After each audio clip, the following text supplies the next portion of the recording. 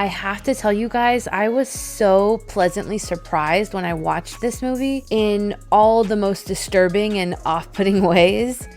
And hi guys, and welcome back to the channel. For today's video, because one of you actually suggested a foreign movie list, I am here to deliver. So I wanted to make sure and provide that to you guys, since it is the first request that I have received on the channel. So thank you so much for the subscriber who requested this. I'll shout out their username here. If you're new to the channel, welcome. If you are a returning subscriber, thank you so much for being part of the Spooky Squad. I wanted to provide you guys some of my favorites so far on foreign movies that I have personally watched, and just get your take on if you've seen some of these, if you have any suggestions for me based on the list of the ones that I like so far.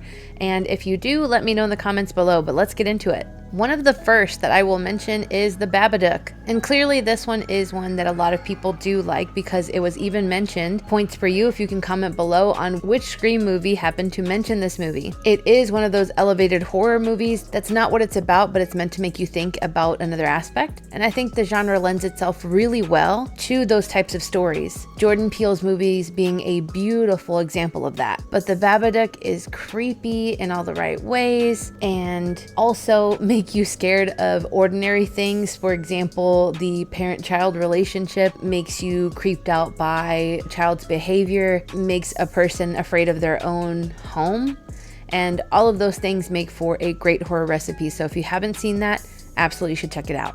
And The Babadook is technically set in, that said, but if you're kind of like my husband and you're bad with accents, I can understand why foreign movies may not necessarily be your cup of tea. I know for him, it is an instant, I don't know if I want to watch this situation, and it's not because foreign accents are bad or anything of that nature. Absolutely not. I happen to love them personally. For the most part, I think it just adds another layer of charm. But I don't have a problem understanding people when they speak in another accent, but I also speak another language, so take that as you will. For my husband, it's a lot harder, but he also has a little trouble hearing sometimes.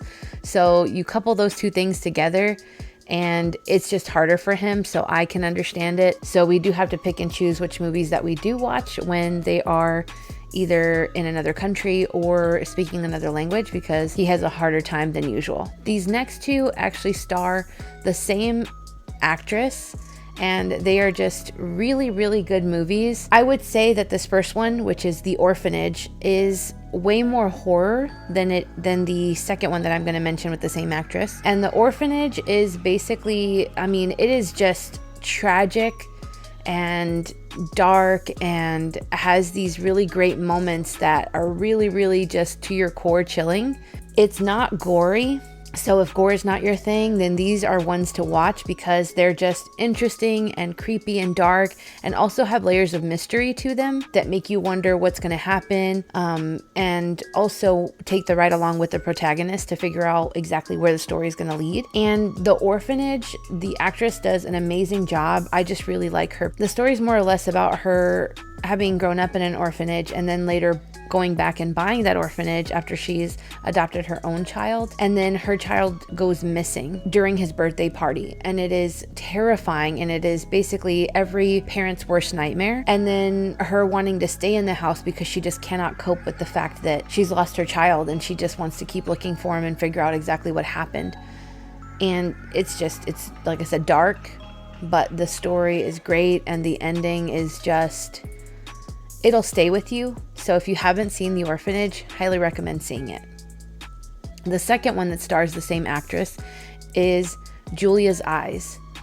And I actually just watched this one specifically to see if I wanted to add it to this list because, again, I like the actress, so I wanted to make sure and check this one out for you guys if it was one that I wanted to add on, and was not disappointed.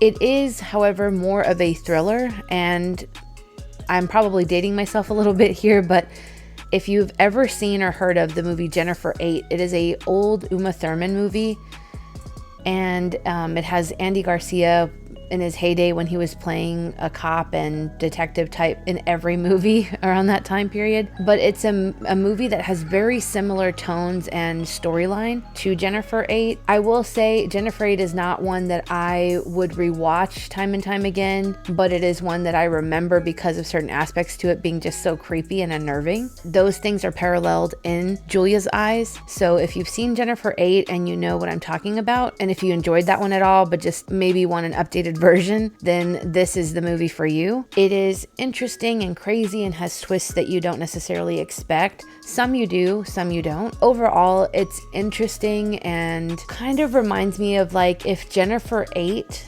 and Misery had a baby. The storyline is about a set of twin sisters, and they're both played by the same actress, of course, but they have this disease, this degenerative disease that basically is degrading their eyesight over time to the point that they will be completely blind by a certain point. That alone is just a fate that I can't even imagine having to deal with. Losing one of your major senses or functions is really, really hard to cope with. On top of that, there are layers of this storyline where you're wondering, is that really happening? Is it in someone's head? Are we going to find out that the person causing whatever's going on is related in some way to the story or a main character? You just don't know, and so you just kind of have to keep watching to figure that out. So I think it's super engaging, fun thrill ride to watch. So if you haven't seen it, I highly recommend checking that out. Another Spanish movie that is more of a possession type movie is Veronica. And I saw this one on Netflix a while back, and I think it's underrated for what it is. I enjoyed it. I know that possession movies are kind of hit or miss on whether or not they're your cup of tea or whether or not they're your thing and you do or don't like watching them. So I would say take that with a grain of salt. If you like possession movies and they're not something that you avoid, then it's a good one to watch. If you don't like possession movies, I understand, and this one may not be for you, but I still think it's just an enjoyable movie. So check it out if you do like possession movies. On a completely different note are the Record franchise that started out in Spanish. So it's not lost on me that a lot of really good foreign horror movies inspired a lot of the major movies in English that we enjoy today. And the Record franchise is actually done in English under Quarantine. And I really enjoy Quarantine 1 and Part 2. I actually probably enjoy Part 2 more than Part 1. I just think the idea of things happening while on a plane horrifying. So if you haven't seen those, I would recommend checking them out. But if you haven't seen the Record movies those movies are based on, then you must watch those. They are really, really good. One of them that I really like in particular is the Record Genesis movie. That one is set at a wedding and it just kind of goes terribly, terribly wrong. And this disease thing that kind of turns people into zombies. It's gnarly, it's crazy, and the ending kind of leaves you slack-jawed. So if you're looking for something like that, watch that movie. Next is The Ugly Stepsister.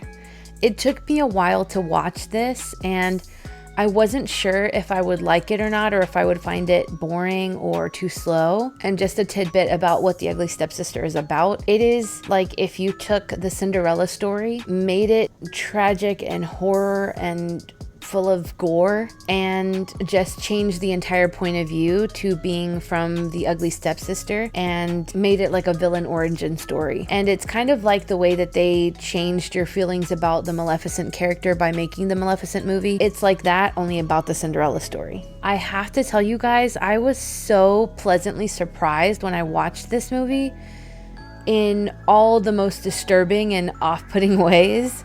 And that's because it is gory in an artistically beautiful type of way. And I didn't think I would ever describe a movie that way, but it really is. There's just this turning point that you reach in the movie where you're rooting for this poor girl who basically is destroying herself physically to try to fit in with everyone else and to be pretty enough, good enough. And you can't help but feel bad for her. She's the ultimate underdog. Of course, she takes it way too far and goes way over the deep end, but it just, man, it delivers on so many levels. And it's not really like jump scare type horror. It is slow burn, take you along for the ride, and you'll be squeamish through a lot of it, but you'll be glad you watched it. There are some graphic scenes that I wish I had not seen. So I will warn you there that some things were a little too much. And just to kind of hint at what I'm talking about, there's a scene in a barn that I really wish they had just left out, because I really could have done without seeing that. But anyway, that's a concern I think I have throughout most horror. I think a lot of certain content can be left out entirely and it take nothing away from the overall of the movie. And I honestly wish that more would do that in general. I'm not sure what the intent is behind that, but just saying, that's my own personal feeling about it. But circling back, The Ugly Stepsister, if you have not seen it, highly recommend watching it. Don't let the foreign language reading subtitles deter you. It takes nothing away from this movie. It is just really, really superbly done. One of the first horror movies that I ever really watched that was in another language was Let the Right One In, and it was at the recommendation of, I believe it was like a high school friend. I'm so glad that I watched it. It's like a puppy love story, only super dark side of that. And this one they did adapt to English, and the English version does star Chloe Grace Moretz, and she's really great in it, don't get me wrong. But I will say that the original though is still my favorite of the two. Both really well directed, and the cinematography in both is great. But there's just something just a hair darker about the first one. I don't know, it just draws you in a little more emotionally, I would say. And I just really like the movie. Like I said, the English one is also good. So either one that you choose to watch, I think is a good recommend. They are ones that include vampires. So if you like vampire stories, then definitely up your alley. Speaking of vampires, another that I really, really enjoy, that I actually saw on Netflix as well, is Blood Red Sky. I enjoy this one. I have seen it at least a handful of times, and I think of it often when I think about either vampire movies or I think about airplanes or foreign films, because basically the story is about a mom and son who are on a plane, and you can tell something's wrong with the mom. You just don't know what exactly. And she has these syringes and she kind of has to inject herself every now and then. So you don't really know what's happening, but you know it's major. And then while she's on this plane, it also just so happens that there's some bad people on it who hijack the plane. And a whole lot of things start happening all at once, but in the best possible way. So it's kind of a dark horror action movie is the way that I would put it. But I love it. I highly recommend watching it. If you haven't seen it and you like vampire movies, or if you just really like action movies, honestly, you could enjoy this movie. This last one that I'm going to talk about, oh man, where do I start? So the movie's called Martyrs.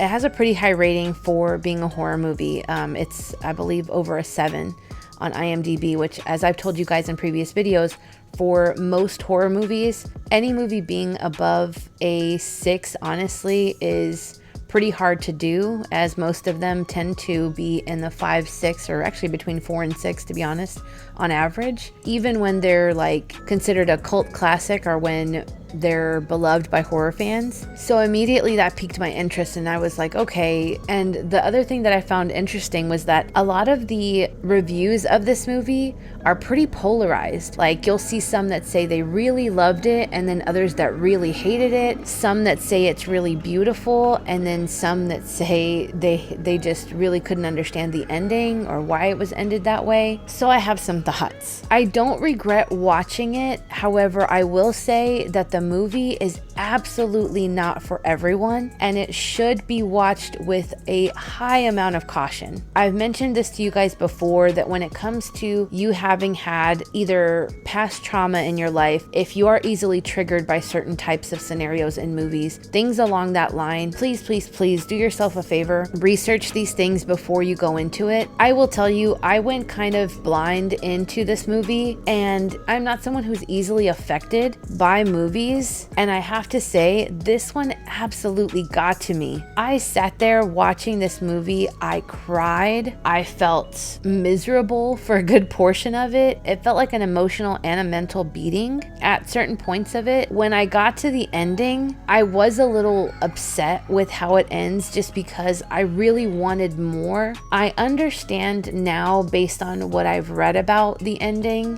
what it more or less meant. But when the movie content itself is so incredibly heavy and it kind of drags your soul through the whole thing, I need something in the end to help pick me back up, guys. I really do, because when it's that bad, it's just, I can't deal. For example, the I Spit on Your Grave movies, I think I watched them once and I don't think I could do it again. And even those, they technically have at least a revenge turn it around aspect in the end, but there's still, the content is so dark and heavy that I just can't stomach them. It's too much. So if you're of that variety, be very much warned that Martyrs, you really got to be prepared for what you're getting into, because I was not, and I just kind of felt dark for a minute after watching it. I immediately had to put on something that was comforting and funny, and that just completely removed me from that thought process entirely. But there are a lot of aspects to that movie that are just really beautifully done. I will say though, I don't understand how there are people who are even capable of pretending or faking it for certain scenes in movies. And I think I've told you this in other videos too, guys, that I would heavily side-eye people I know if I've seen them in certain roles that I've seen in these horror movies, because I mean, if you can fake it that well, I'm a little scared of you. I'm sorry. It's just the way it goes. And I personally could not do it. Even saying something derogatory towards someone that I don't feel would be pretty much impossible. So I think the way that someone has to compartmentalize their own true reality and who they are, and then portray something disgraceful, horrendous, crude, torturous, whatever the case may be. I don't know how they do it, because I just couldn't. Even watching a pretend situation with those things in it really just gets me down, man. It just does. But if you feel that way when you see this type of stuff, let me know in the comments below. I still do watch certain things every now and then, like that, because if there's something to be gained from the way that the movie played out, possibly, then I think it's worth a watch. But in Martyr's case, honestly, I think that you really have to know yourself and what you're able to tolerate in a movie, and whether or not you want to subject yourself to that. Some others that are on my to watch list but I haven't seen yet are a movie called Terrified. Another one is called When Evil Lurks, and then another is called The Wolf House. I haven't watched them, but they were on the highly rated list that I was looking at. And if, again, there are any that you could recommend me, let me know below. I am still currently working on several videos for you guys, so if you are not a subscriber, definitely think about hitting that subscribe button. Of course, the like, comment, and share, as always, is highly appreciated. And I will see you guys in the next video. Bye, guys.